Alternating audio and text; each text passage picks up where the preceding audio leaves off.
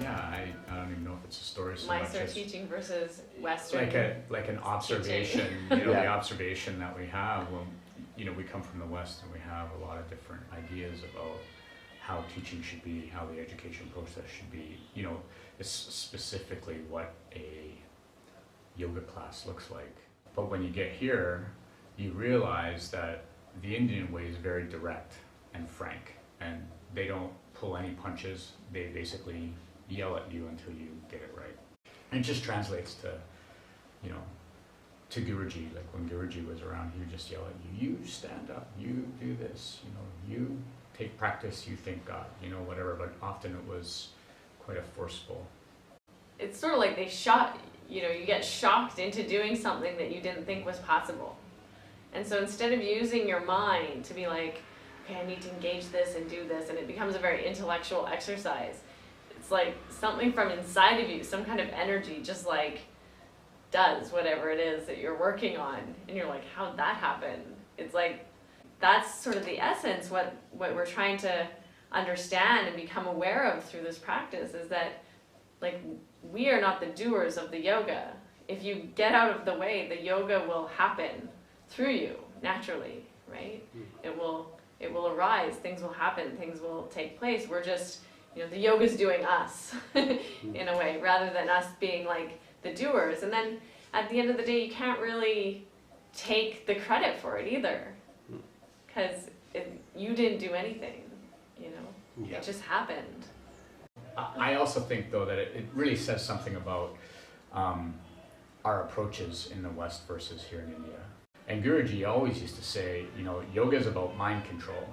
So it's even just right from the very start. It's the difference between making yoga about the journey in the mind and what's going on in your mind, and also the contrast to yoga's purely about the body and what's my next big YouTube shot and how do I look and what's my body look like, and, you know, is it aligned and is it this and that. For me, it was just always the way it was taught, so I never really had that like battle or that tug of war between like, oh, but my teacher says it this way or this person says it this way, and it was just, well, that's the way Guruji says, or that's the way Sharat says. And, you know, sometimes people will say, well, what muscles are working? I'm like, what does it matter? Squeeze just your anus. do what you're supposed to do. No, really, like... You know, people ask these, well, so then these muscles are doing this and that. I'm like, just push down and go, you know? Like, so for me, I've never really experienced my yoga like from an anatomical perspective. It's when I came to the practice, it was like I really felt like something is happening here, that what was going on at like an energetic level, at a pranic level, at a psychic level. Jayashree and Narasimhan, who are two teachers in town that teach chanting and some philosophy, you know, they were the ones who basically emphasized the point about, to learn something, there's 4 things, and basically in equal qualities, you know, give or take. And the first thing is you need the student, so student effort. So student effort is 25% of the learning process, but only 25%. And so, you know, in the West, we're like, I'm going to do my 125%, you know, of my 25%, you know, or 110%, I'm going to put it all in. But it's still only 25%. And then the second part is teacher input. So, and again, the equal quality of 25%. So student, teacher, the teacher is 25% of the learning process. And then Sangha, the community that you're surrounded with. So that's one of the magnificent things here, which is different than the West, is that everyone who comes here to Mysore is here to do yoga. And everything about even getting here, it's like full commitment to make this the most important part of your day, whatever. So it's a different quality here at Ashtanga Summer Camp. You know, like we come and you have to you have to commit right from the beginning. And then the last 25%, and this is the best part for me, is time.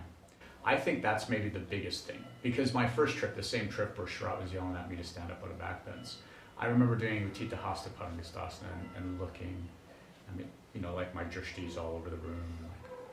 And I'm like, this is a freak show. Like, this is what I was sort of thinking my first trip. And you know, 6, 7, 8 years later, you know, 9, 10 trips later, you're like, it's been more of a gradual process of letting go of some of my preconceptions and trying to work with those, and just really allow the time factor to kick in. Listen to what people know from this community, because there's so many good practitioners, and they had all kinds of wisdom, you know, a bit like what you're doing with these interviews. Yeah. I think if you want to maintain any kind of practice, I mean, but this practice in particular, over the long term, you have to learn how to practice in a way where you're not causing pain to yourself on a daily basis. And it's day to day. Yeah, and learn how to make the practice a more nurturing practice. Peter Sanson was here with us practicing probably 8 years ago now, and his wife was just newly pregnant, and we were talking about practicing while pregnant, and we said something to him like, we really have to make the practice a very nurturing practice then, and really nurture yourself and your body, and he said, isn't that the way we should always practice?